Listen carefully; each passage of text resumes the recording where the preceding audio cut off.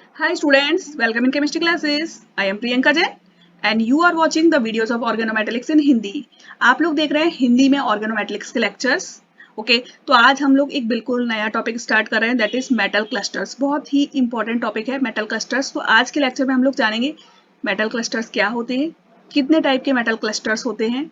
हम पढ़ेंगे specifically about metal carbonyl clusters. Okay हम लोग मेटल कार्बोनाइल क्लस्टर्स के बारे में आज पढ़ेंगे और फिर हम लोग देखेंगे कि कैसे मेटल मेटल बॉन्ड्स का नंबर हम डिटरमाइन कर सकते हैं, क्योंकि एक बहुत ही इंपॉर्टेंट क्वेश्चन आपका बनता है मेटल क्लस्टर से. और आपको एक सिंपल सा 2 मार्क्स का क्वेश्चन आपसे पूछ लिया जाता है जहाँ पे आपको number of metal metal bonds बताना होता है. ठीक है, तो बहुत ही इजी क्वेश्चन होते हैं.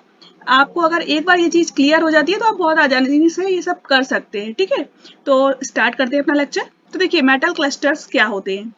Compounds in which several metal atoms are bound together directly or by substantial bonds.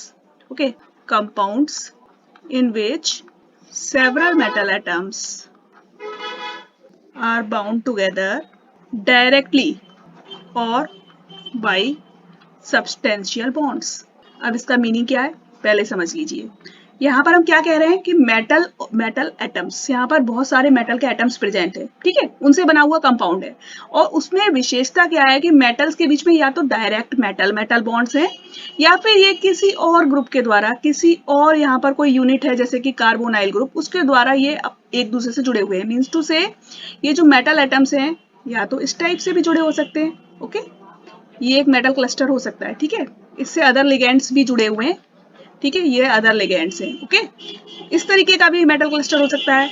या फिर मेटल क्लस्टर्स में क्या हो सकता है, ये जो मेटल्स हैं ये इस तरीके से किसी और ग्रुप के द्वारा, किसी और लिगेंड के द्वारा इस तरीके से आपस में जुड़ी हो सकती हैं. ओके, इस तरीके से भी प्रेजेंट हो सकती हैं. तो इस टाइप का भी मेटल क्लस्टर हो सकता है, इस टाइप का भी मेटल क्लस्टर हो सकता है. तो अभी हम मेटल क्लस्टर्स, जो स्टेबल मेटल क्लस्टर्स होते हैं, उनको दो पार्ट्स में डिवाइड कर सकते हैं. इनकी दो इंपॉर्टेंट क्लासेस होती हैं. पहली क्लास जो होती है that is called metal carbonyls.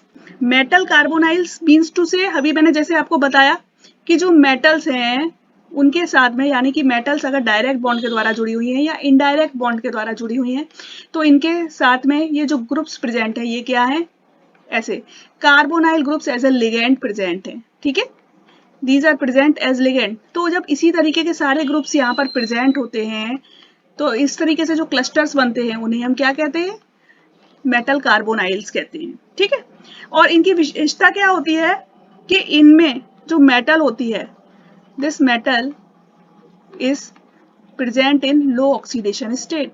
Metal low oxidation state में प्रेजेंट है. मीन्स टू से इसकी ऑक्सीडेशन स्टेट -1 हो सकती है, 0 हो सकती है, +1 हो सकती है, +2 हो सकती है, इससे ज्यादा नहीं होगी.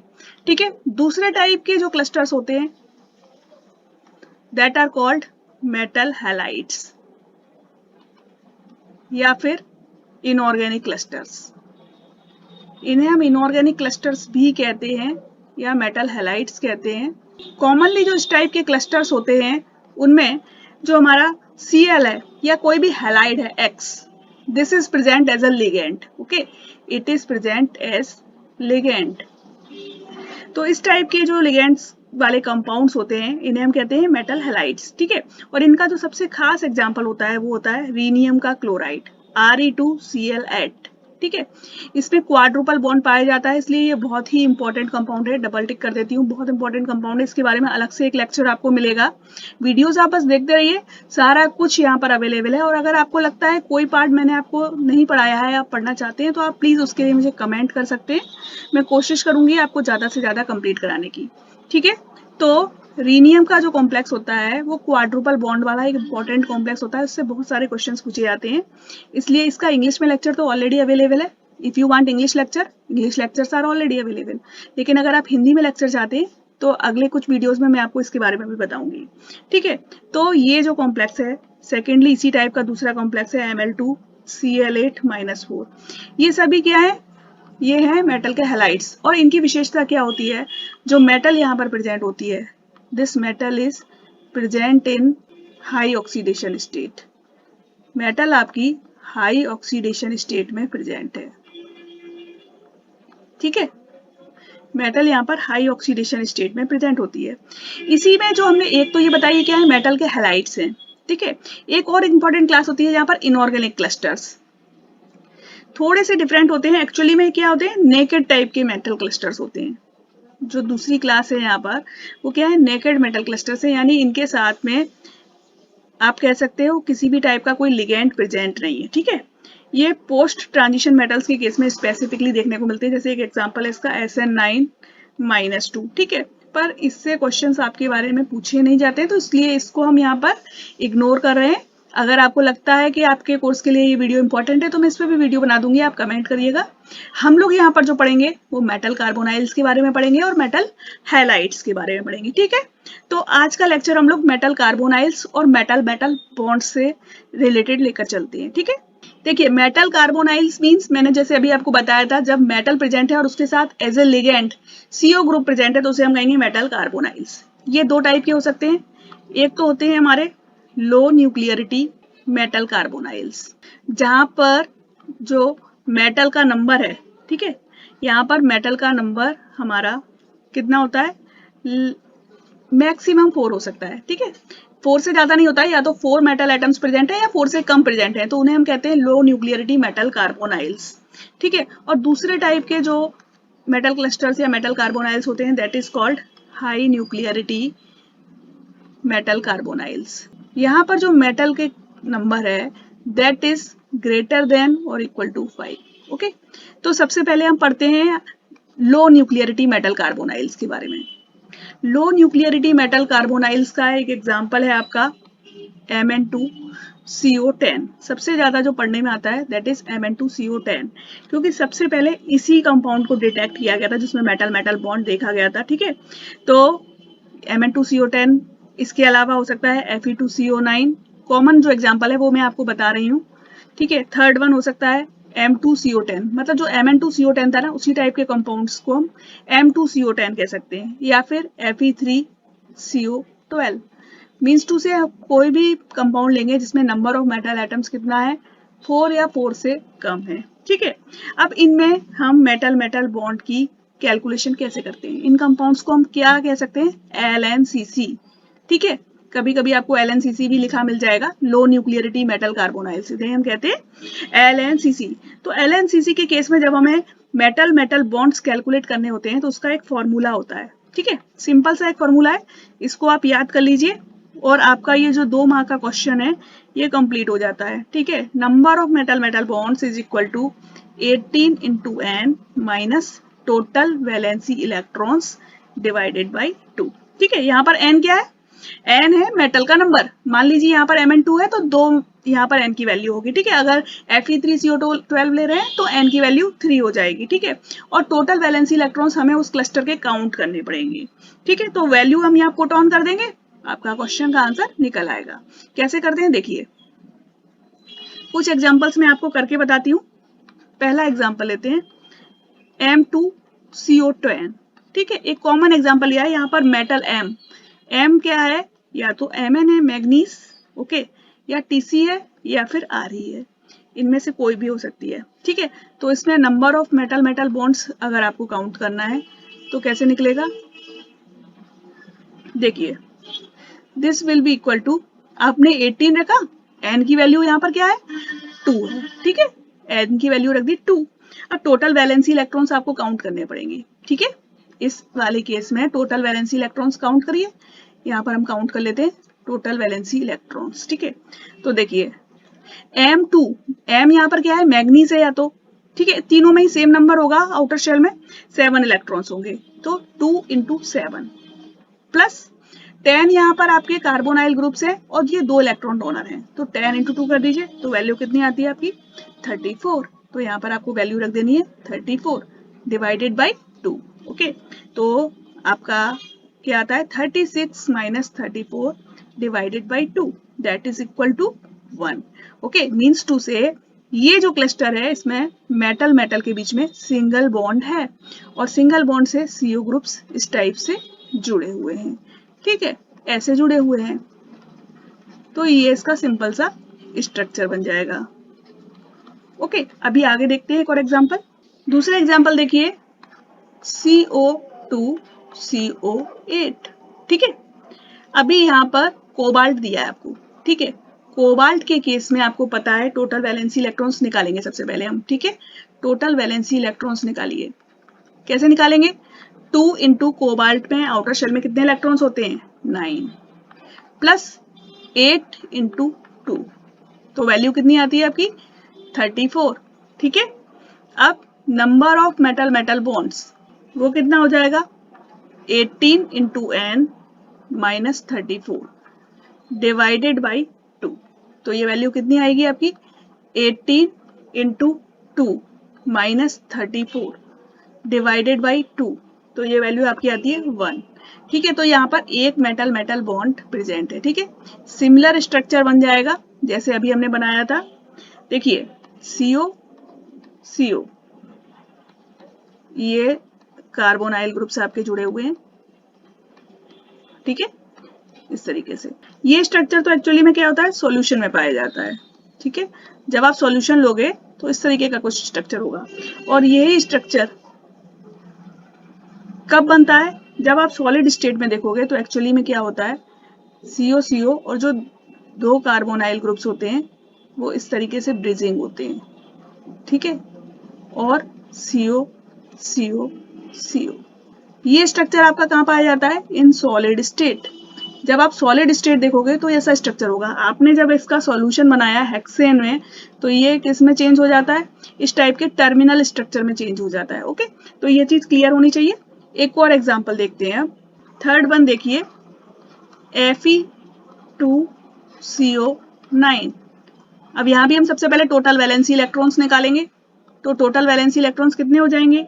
आयरन के पास 8 इलेक्ट्रॉन्स हैं, 2 into 8 plus carbonyl ligands 9 into 2, तो टोटल इलेक्ट्रॉन्स आपके कितने हो गए?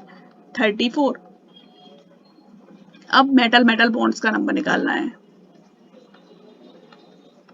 तो वो कितना हो जाएगा? 36 minus 34 divided by 2 is equal to 1। तो यहाँ पर हो गया आपका एक मेटल मेटल बॉन्ड। ठीक है, इसका स्ट्रक्चर भी देख लीजिए क्योंकि थोड़ा डिफरेंट स्ट्रक्चर है यहाँ पर। इसका स्ट्रक्चर कैसा होता है एक्चुअली में? देखिए Fe C double bond O, C double bond O।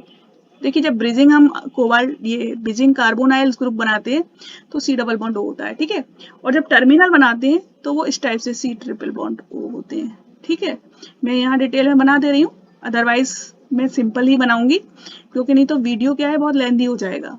ठीक है, तो इस टाइप का स्ट्रक्चर होता है Fe2CO9 का। ऑलराइट, अभी देखिए आपका एक क्वेश्चन होता है यहाँ पर कि मैम कैसे डिटेक्ट कर सकते हैं कि जो ये CO ग्रुप्स है वो ब्रिजिंग है कि टर्मिनल है। ये क्वेश्चन मेरे पास बहुत बार आ चुका है। तो एक्चुअली में इसको डिटेक्ट करने के लिए सिर्फ हम IR स्ट्रेचिंग फ्रीक्वेंसी से ही डिटेक्ट कर सकते हैं। अदरवाइज CO क्या है, जब टर्मिनल होता है तब भी 2 इलेक्ट्रॉन डोनर होता है और जब ब्रिजिंग होता है तब भी 2 इलेक्ट्रॉन डोनर ही होता है। इसलिए आप यहाँ पर इस तरीके से जज नहीं कर सकते हैं कि कौन सा स्ट्रक्चर प्रेजेंट होगा, ब्रिजिंग कितने लिगेंड्स होंगे और टर्मिनल कितने होंगे। ये सिर्फ IR स्ट्रेचिंग फ्रीक्वेंसी से ही पता चलता है। और दूसरी इंपॉर्टेंट बात क्या है यहाँ पर, अगर हम ये देख सकते हैं स्टेरिक हिंड्रेंस कितनी है। देखिए जितनी ज्यादा स्टेरिक हिंड्रेंस होती है तो ब्रिजिंग लिगेंड्स की संख्या कम होती जाती है क्योंकि स्टेरिक हिंड्रेंस बढ़ जाती है। तो इसलिए जितना बड़ा साइज होता जाएगा टर्मिनल कार्बोनाइल ग्रुप्स की संख्या बढ़ती जाएगी। तो अब आप जब फर्स्ट से सेकेंड ट्रांजिशन सीरीज में जाओगे या थर्ड ट्रांजिशन सीरीज में जाओगे तो एक्चुअली में वहां पर आपको सारे टर्मिनल कार्बोनाइल ग्रुप्स ही मिलेंगे। ठीक है, और फर्स्ट सीरीज में आपको ब्रिजिंग भी लिगेंड्स मिलते हैं। ओके, इसके बाद नेक्स्ट एग्जांपल देखिए, Fe3CO12। ठीक है, एक ये भी होता है। तो टोटल वैलेंसी इलेक्ट्रॉन्स यहाँ पर इसके काउंट करिए पहले, 3 इंटू 8 प्लस 12 इंटू 2, 48 हो गए। ओके, अब मेटल मेटल बॉन्ड्स का नंबर, तो मेटल मेटल बॉन्ड्स यहाँ पर कितने हो जाएंगे? 18 इंटू n की वैल्यू कितनी है? 3 माइनस 48 डिवाइडेड बाई 2, तो वैल्यू आपकी कितनी आती है? 54 minus 48 divided by 2। Okay, that is equal to 3। तो यहाँ पर 3 मेटल मेटल बॉन्ड्स प्रेजेंट हैं। ओके, अब ये 3 कैसे प्रेजेंट हैं? ये देखिए 3 आयरन एटम्स आपने ये बनाए। ओके, ये बन गए। अभी इनके बीच में इस तरीके से 3 मेटल मेटल बॉन्ड्स प्रेजेंट है। ऑलराइट, अभी यहाँ पर CO का नंबर कितना है 12। ऑलराइट, तो 3 CO तो यहाँ पर देखिए इस तरीके से टर्मिनल है। ठीक है, टर्मिनल आप ट्रिपल बॉन्ड्स के द्वारा बना लीजिएगा। ये टर्मिनल है। ठीक है, यहाँ पर क्या है 4 CO टर्मिनल है। ओके, और इन दोनों के बीच में 2 CO जो हैं वो कैसे हैं, ब्रिजिंग टाइप के हैं, इस टाइप से हैं। ठीक है, तो ये कुछ कॉमन एग्जांपल्स हैं जिनके आपको स्ट्रक्चर्स याद रखने चाहिए। ठीक है, इसके बाद एक और इम्पोर्टेंट एग्जांपल होता है आपका M4CO12। अब यहाँ पर जो मेटल है M, वो या तो कोबाल्ट हो सकती है या रोडियम हो सकती है। ठीक है, तो यहाँ पर टोटल वैलेंसी इलेक्ट्रॉन्स आप काउंट करेंगे, कितने आएंगे, 4 इंटू कोबाल्ट में नंबर कितना होता है इलेक्ट्रॉन्स का 9, प्लस 12 इंटू 2, तो नंबर कितना आता है आपका 60। ठीक है, अब मेटल मेटल बॉन्ड्स को आप काउंट करिए, तो इसकी वैल्यू कितनी आएगी 18 into 4 minus total valency electrons कितने थे आपके 60 डिवाइडेड बाई 2, यानी कि ये वैल्यू जो आ रही है आपकी वो 72 minus 60 divided by 2। It means 6 metal metal bonds present हैं। ठीक है, 4 मेटल्स के बीच में 6 बॉन्ड्स हैं। ठीक है, तो ये बॉन्ड्स कैसे होंगे, ये आपने 4 ग्रुप्स बनाए। ओके, ठीक है, अभी इनके बीच में डायरेक्ट इस तरीके से मेटल मेटल बॉन्ड्स ये हो गए और ये हो गए। ठीक है, ये हो गए आपके मेटल मेटल बॉन्ड्स। अब जो CO ग्रुप्स हैं उन्हें देखिए, CO ग्रुप्स कैसे प्रेजेंट होंगे, देखिए एक मेटल से तो 3 CO टर्मिनल है, दिस वन। ठीक है, और बाकी की जो आपकी 3 मेटल्स हैं उनसे CO ये टर्मिनल्स हैं। ठीक है, ध्यान दीजिएगा 2-2 CO टर्मिनल हैं, और जो एक एक CO है वो किस तरीके से प्रेजेंट है, ब्रिजिंग रूप में। ठीक है, ये एक और इन दोनों के बीच में। ठीक है, और एक और यहाँ पर इन दोनों के बीच में। ओके, तो ये हो गया आपका स्ट्रक्चर किसका, M4CO12 का। अब आगे देखते हैं स्ट्रक्चर। इसके बाद आता है M2CO9। यहाँ पर जो मेटल है आपकी वो क्या हो सकती है, या तो रुदीनियम या ऑस्मियम। ठीक है, तो इन केसेस में सबसे पहले हम निकालेंगे total valency electrons, 8 into 2 plus 9 into 2 is equal to 34। ठीक है, तो मेटल मेटल बॉन्ड कितने आएंगे, 36 minus 34 divided by 2, that will be equal to 1। Okay, तो इसमें क्या होता है एक्चुअली में, ये जो 2 मेटल्स हैं, ठीक है, ये जो 2 मेटल्स हैं, ये इनके बीच में एक तो मेटल मेटल बॉन्ड प्रेजेंट है और एक जो कार्बोनाइल ग्रुप है वो इस तरीके से ब्रिजिंग पोजीशन में है। ठीक है, और ये आपके बाकी के कार्बोनाइल ग्रुप्स इस तरीके से प्रेजेंट है। ऑलराइट, और इस वाले CO पर भी, इस वाले मेटल पर भी ये देखिए इस तरीके से ये CO ग्रुप्स हैं। ओके, तो ये स्ट्रक्चर है। एक और देखते हैं एग्जांपल हम यहाँ पर। अगर आपको दिया हुआ है M3CO12 किस टाइप का, जबकि मेटल है आपकी रुदीनियम या ऑस्मियम, मीन्स टू से हम क्या कह सकते हैं, ये देखिए इनमें से किसी को भी लगा लीजिए, ऐसे बना लीजिए Ru3CO12 ये हो सकता है, या OS3CO12, कोई भी दोनों में से कोई भी लेंगे तो दोनों के केस में नंबर सेम आने वाला है। ठीक है, एक ही ग्रुप के हैं।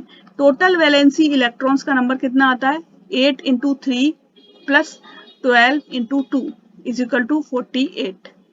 ठीक है, तो मेटल मेटल बॉन्ड्स का नंबर कितना आएगा यहाँ पर, that is equal to 3 into 18 minus 48 divided by 2, that is equal to 3। तो यहाँ पर 3 मेटल मेटल बॉन्ड्स प्रेजेंट हैं। तो स्ट्रक्चर कैसे बनेगा, देखिए ऑस्मियम का ही बना के मैं बता देती हूँ आपको, OS OS और ये रहा आपका OS। इनके बीच में कितने मेटल बॉन्ड्स हैं, 3।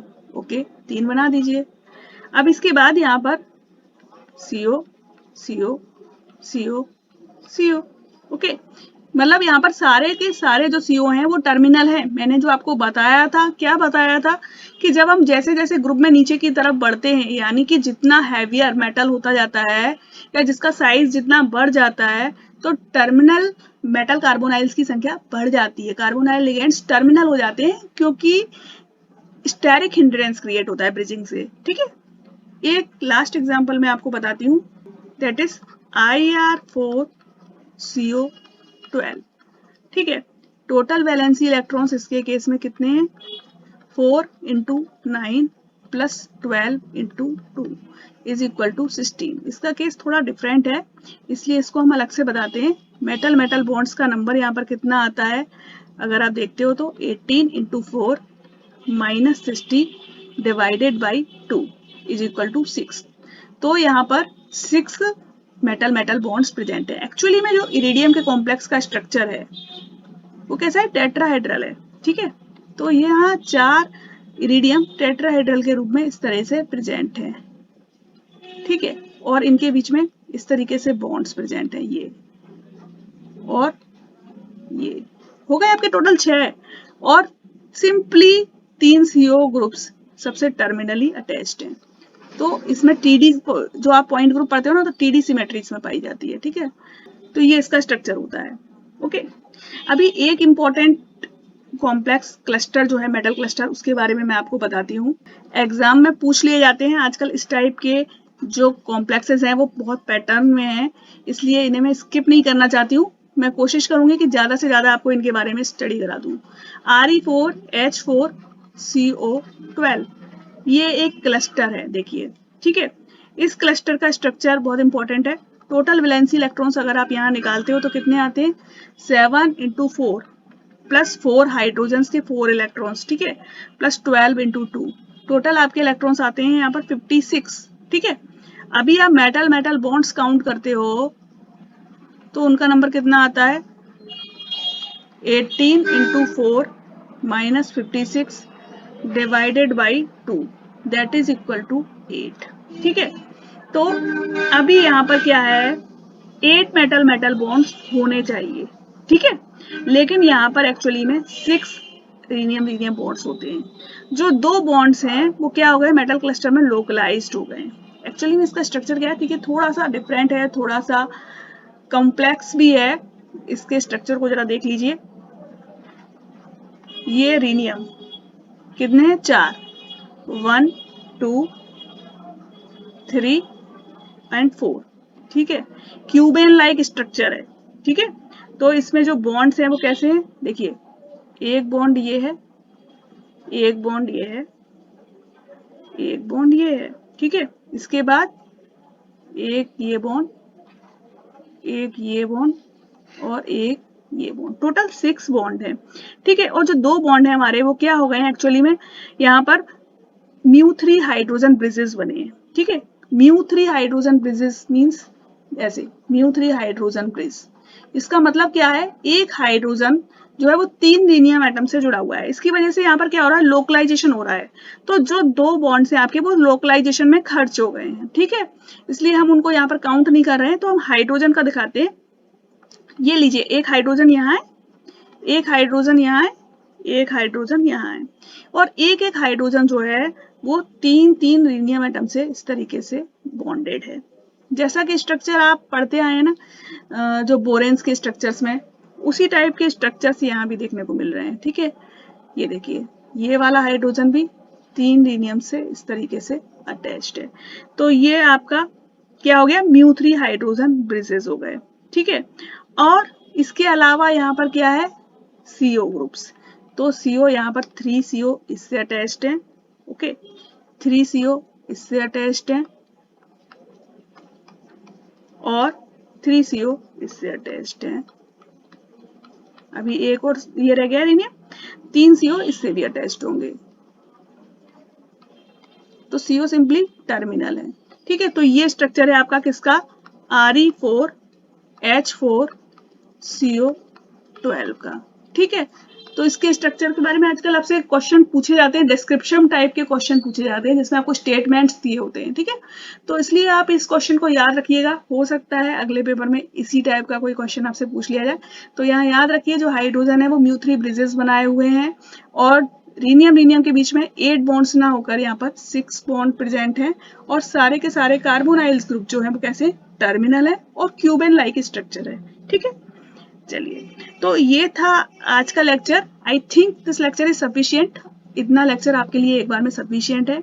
अभी आपके लो न्यूक्लियरिटी वाले मेटल कार्बोनाइल्स हो गए हैं। मैंने उनमें जितने भी टाइप के मेटल बॉन्ड्स हो सकते हैं, जो भी उनके स्ट्रक्चर हैं, ऑलमोस्ट सभी आपको करा दिए हैं। आई थिंक अब कोई भी मेटल क्लस्टर लो न्यूक्लियरिटी वाला बचा नहीं है, ठीक है। तो अब बचे हाई न्यूक्लियरिटी वाले मेटल क्लस्टर जिनमें मेटल का नंबर ज्यादा है, उनमें भी मेटल बॉन्ड्स आपको निकालने पड़ते हैं, ठीक है। उनमें और कैपिंग रूल भी लगता है। आजकल कैपिंग लाइक क्वेश्चन भी बहुत पूछे जाते हैं, तो उसके लिए मैं अलग से एक वीडियो बनाती हूँ। इस लेक्चर को आप देखिए ध्यान से, और अगर वीडियो पसंद आ रहा है तो प्लीज लाइक, शेयर और सब्सक्राइब करिए। मिलते हैं नेक्स्ट लेक्चर में। Thank you.